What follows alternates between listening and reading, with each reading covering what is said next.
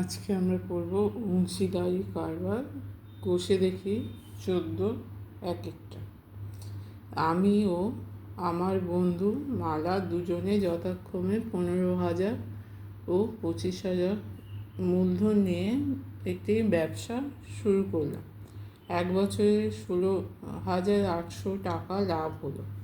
হিসেব করে দেখি আমরা কে কত টাকা লভ্যাংশ পাবো।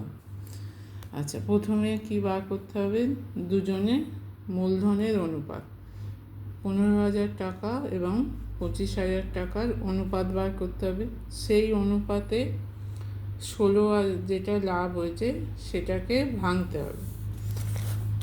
তাহলে প্রথমে হচ্ছে আমি ও আমার বন্ধু মালার মূলধনের অনুপাত হচ্ছে 15,000:25,000 সমান হচ্ছে 3:5। মোট লাভ 16,800। তাহলে আমার লাভ কত হবে? 16,800 গুণিতক আমি হচ্ছি প্রথমে, তাই 3 আনুপাতিক ভাগার 3/3 + 5। 16,800 গুণিতক 3/8। 8 দিয়ে কাটলে হচ্ছে 2100। 2100 গুণিতক 3 সমান 6,300 টাকা। তাহলে আমার লাভ হয়েছে কত? 6,300 টাকা। আমার বন্ধু মালার লাভ, মালা হচ্ছে দ্বিতীয়টা 5, তাহলে 5/8।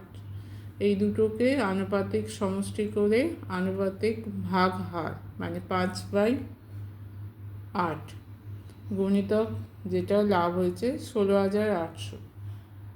8 দিয়ে কাটলে হচ্ছে, 8 দিয়ে যদি কাটা হয় তাহলে হবে 2100। 2100 গুণিতক 5 সমান হচ্ছে 10,500 টাকা।